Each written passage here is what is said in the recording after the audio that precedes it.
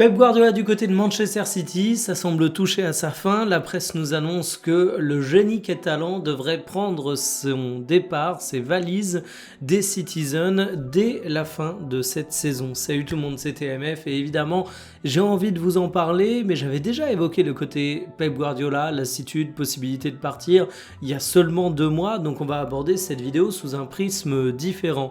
On va parler des souvenirs que me laisse Pep Guardiola et des enseignements qu'il aura laissé du côté de Manchester City.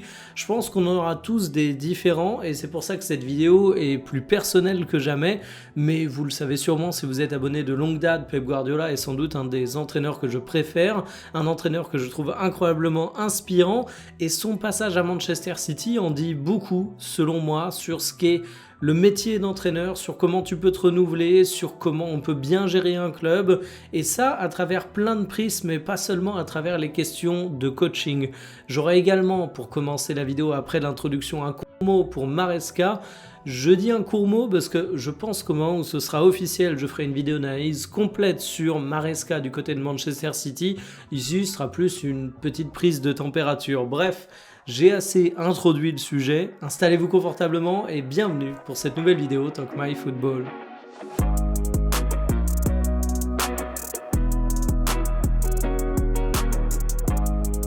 C'est donc Enzo Maresca qui est pressenti pour succéder à Pep Guardiola du côté de Manchester City et on peut dire que c'est une sacrée mission. C'est un peu comme succéder à Sir Alex Ferguson du côté de Manchester United ou succéder à Jürgen Klopp du côté de Liverpool. Toute proportion gardée, Pep Guardiola est évidemment un entraîneur absolument fabuleux qui aura fait l'histoire contemporaine de Manchester City.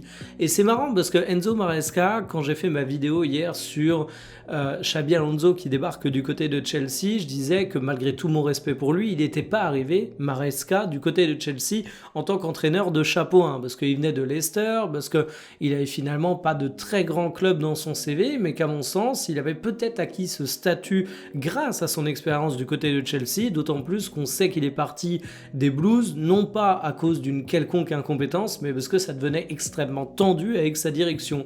Eh bien, cette nomination sur le banc de Manchester City, si elle se confirme, semble bel et bien elle aussi confirmer cette hypothèse. Enzo Maresca est désormais à considérer comme un coach qui fait partie du gratin, de l'élite, et franchement je lui souhaite bonne chance du côté de Manchester City, mais je trouve pas l'option inintéressante.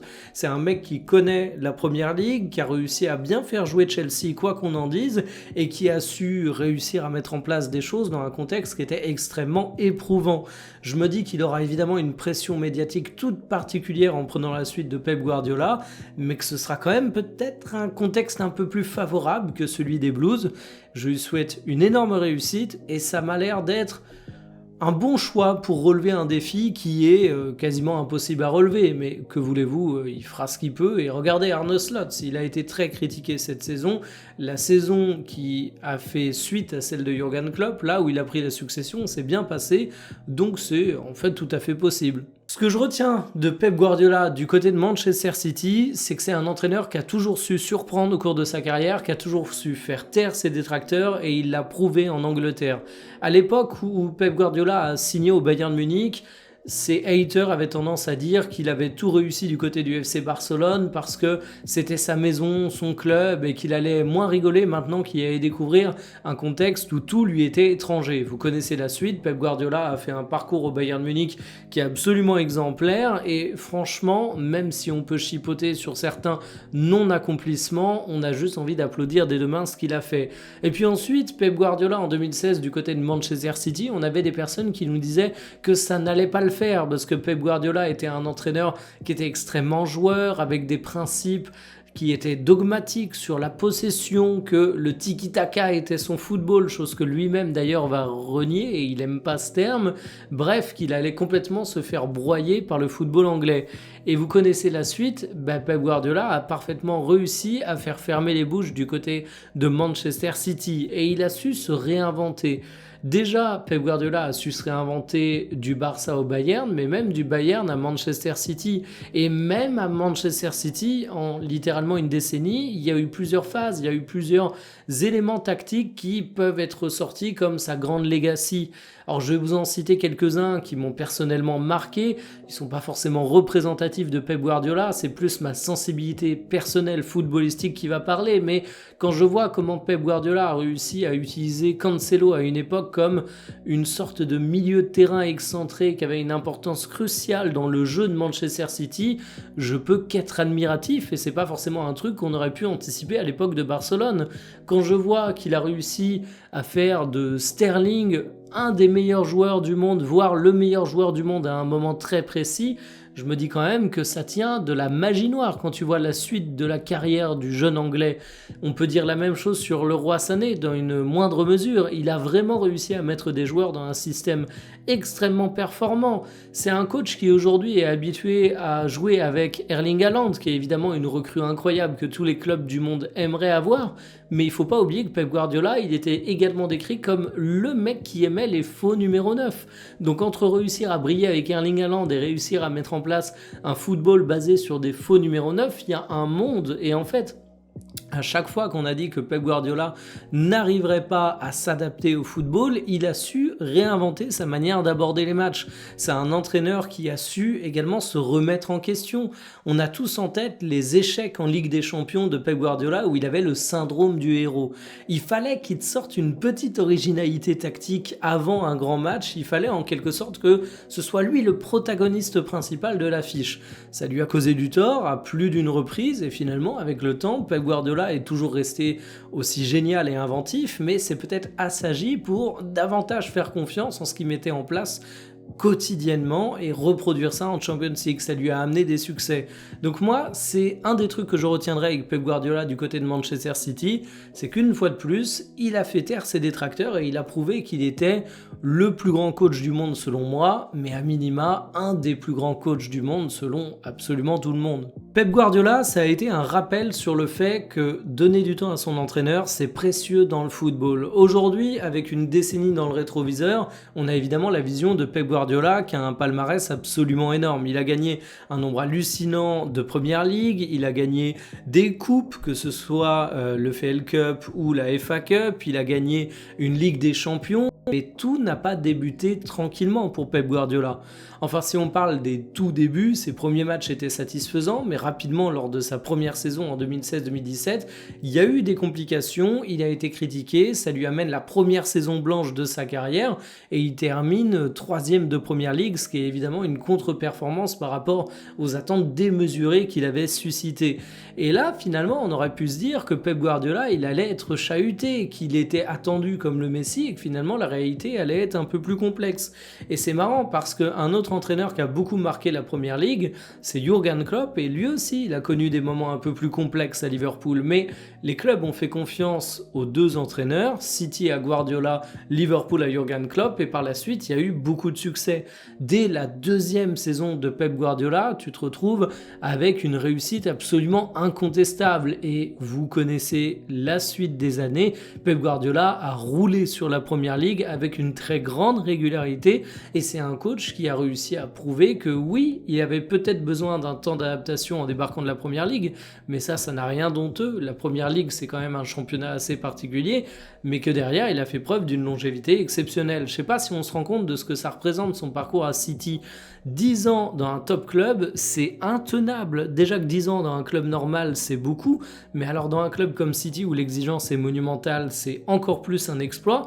Et vous voyez les petites stats de victoire, si j'arrondis, c'est 72% de victoire, 13% de matchs nuls, 15% de défaites. On aura beau jouer les rabat-joie en disant que Manchester City avait un effectif XXL, ce qui est vrai, il faut quand même reconnaître que même avec ça, c'était pas garanti d'avoir de tels résultats, puisque City est en Champions League, le championnat le plus relevé du monde, et qu'en plus les matchs européens que jouait City, c'était la Ligue des Champions, donc contre des adversaires qui étaient relativement relevés.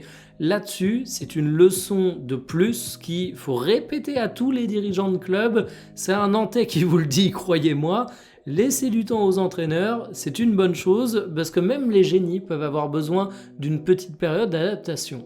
L'enseignement qu'a laissé Pep Guardiola du côté de Manchester City le plus appréciable n'a pour moi aucun rapport avec le jeu. Je sais, ça peut paraître surprenant et j'ai envie de faire un pas de côté parce que on voit Guardiola comme le grand théoricien du football, comme un mec qui est absolument obsédé par les schémas tactiques, mais en fait, c'est même pas une question de terrain que j'ai envie de ressortir, c'est le fait que Pep Guardiola a humanisé le projet de Manchester City.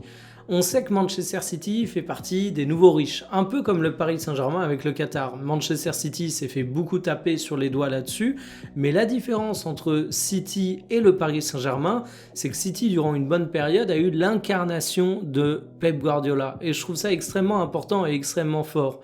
Le Paris Saint-Germain, durant toute une période, pour les clubs qui les détestaient, c'était vraiment le club nouveau riche et il n'y avait pas trop d'attache par rapport au football traditionnel. C'est peut-être pour ça que des clubs, ou plutôt des membres importants de clubs comme le Bayern Munich, ont autant tapé sur le PSG.